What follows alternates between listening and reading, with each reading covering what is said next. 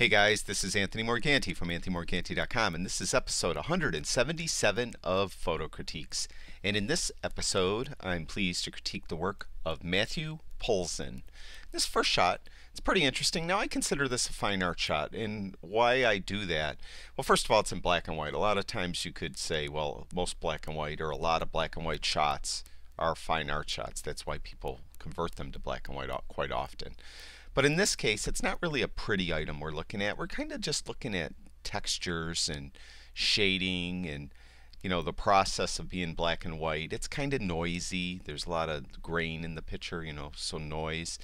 And there's a lot of blacks in the picture. So I consider this a fine art shot. Now, from a technical standpoint, Mathew did a great job of making sure that the subject is separated from the background. And the way he did that is he used the 55 millimeters, the long end of this 18 to 55 millimeter lens, and wide open at 5.6. So he was able to blur the background out adequately so that the subject stands out. So, it's a nice job. And like I said, what I consider a fine art shot might not be what you consider a fine art shot. It's kind of subjective, just like photography is very subjective. And I think that's, in this case, somebody could say that's just a photograph, but to me it's a fine art shot. This shot here, I like the idea, getting low like this and shooting up and, just a part of the bridge, but it's really dark. We have no detail in really almost about a third of the shot. And we really, in this case, since the sky isn't overly compelling, we need to look at this bridge, and it's not really a silhouette. We need some more detail in this case. So we would open up shadows a little bit. Look, and then we get all this detail now in the bridge, and we get some geometric patterns too, whereas they were pretty obscured before. So this shot here, I like the idea what you were doing. I would just open up shadows a little bit.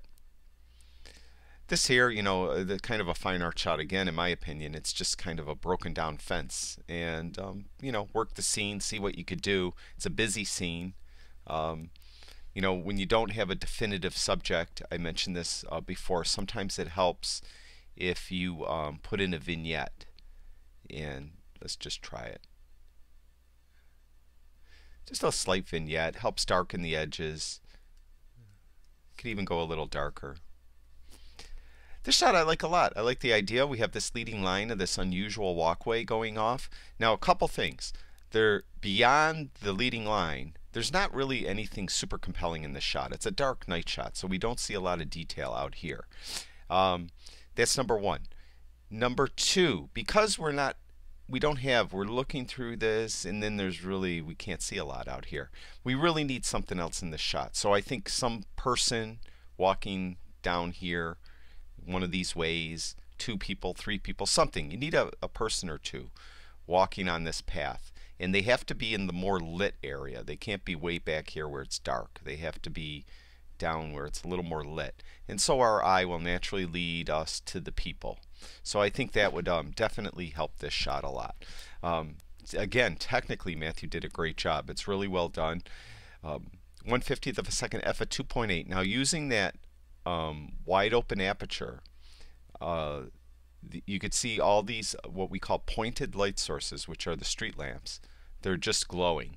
If Mathew chose to use like f13, f16, we would have had these real strong starburst effects coming out of these lamps, which you see often. Now, not all lenses will do that.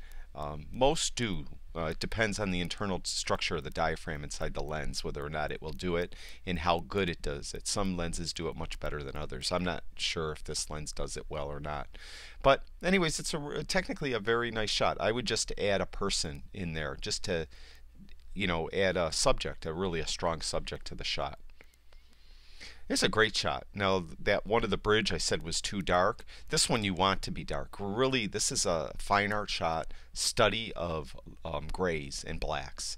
So it's great framing here of this this part of the I guess the dunes where it's real dark, and then we go lighter, and it's really just a really nicely composed shot. It's very well done. This is probably, I think, my favorite shot when I went through his shots. I really like this one. It's a nice shot too. This is a very unusual portrait, just getting off really close. 100mm lens, which is perfect for portraiture. 1/400th of a second, f at 2.8. Again, that wide open aperture gives you very little depth of field. So you can see where it's looks like it's pretty well focused right in here. But then his nose is out of focus. I mean, that's how shallow the depth of field is. But the main thing now is this background is totally blurred out. So it just, gives his profile of his face a lot of emphasis. It stands out. So it's a really nice composition.